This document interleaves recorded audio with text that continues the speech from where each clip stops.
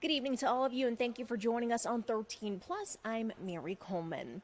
Each day, more than 300 people are injured or killed by guns in the U.S., according to Everytown for Gun Safety. Now, this comes at a price, not just to someone's life, but to our economies as well. Investigative reporter Andy Pyrotti breaks down the numbers and brings us a case involving a young victim to find out what the cost of shooting means for all of us.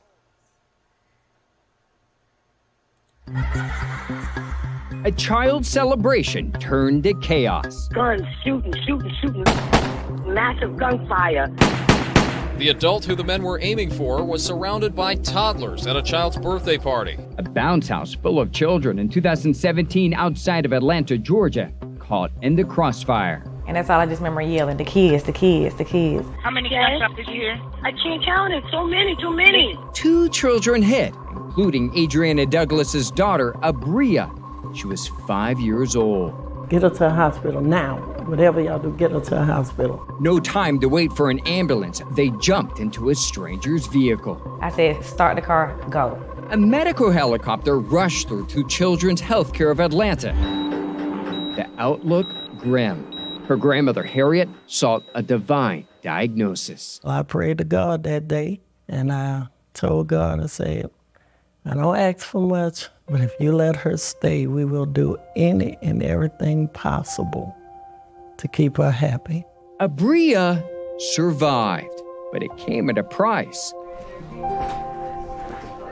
The bullet that hit her spine left her partially paralyzed. She's undergone at least 15 surgeries so far, including one this past February to install 8 screws from her neck down her back. It sounds painful. Yeah, it's still painful. Sometimes you touch it on her and she jumps. She'll let you know it hurt. And like on one side of my back, on this side, when you like scratch it, it teleports to the other side so you can feel it on both sides of your back.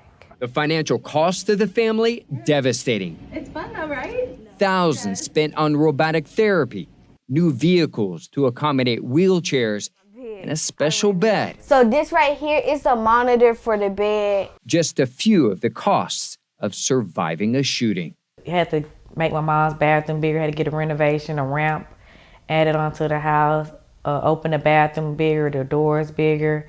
The upstairs bathroom has to get wider. You see, when you came down the steps, we go down the rocks. I do this every day, morning and night. And we go backwards on the side of the steps. We don't have a ramp to back here. That's the route.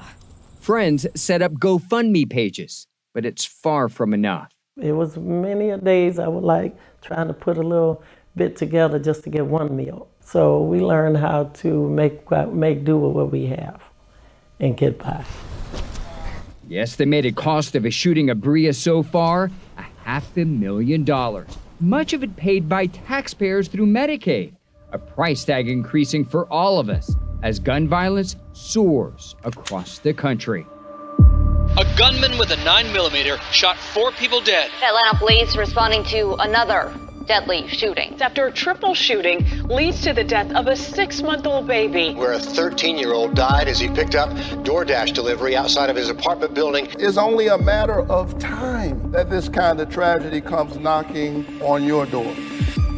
The economic cost of gun violence to taxpayers each year, $12 billion, more than the annual budget for the state of Mississippi.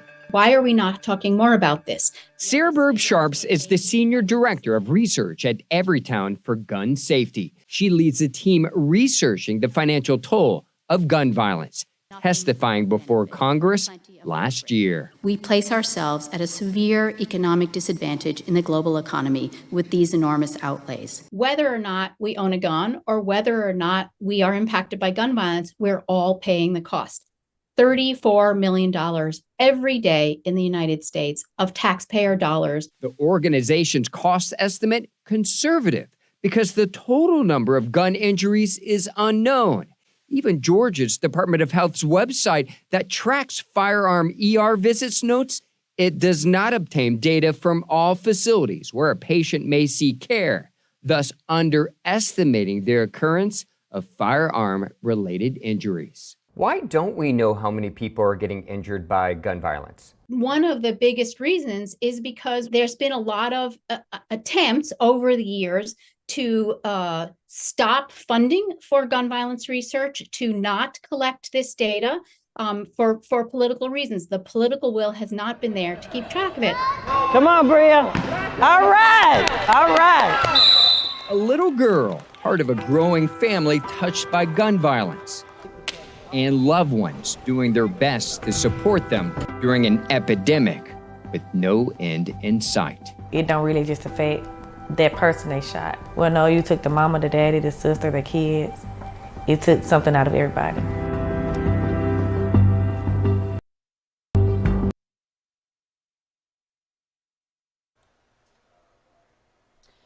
And that financial impact is only one cost of this. Someone's mental health takes a toll as well. Last year, a new study conducted by Harvard researchers found the first year after non-fatal firearm injuries happen, survivors experience about a 50% increase in psychiatric disorders, and get this, an 85% increase in substance abuse. We will continue to follow stories like this closely and bring them to you Monday through Friday at 7 o'clock. Be sure to join us. And also be sure to join us tonight on 13 News Live at 10, where we will have more of your news and weather. But for now, we'll leave you with the live look of Tucson, the Tucson metro area. Things a little warmer than we've been seeing, so I'm sure a lot of people are happy out there. All in all, hope you have a great evening, and we hope to see you soon.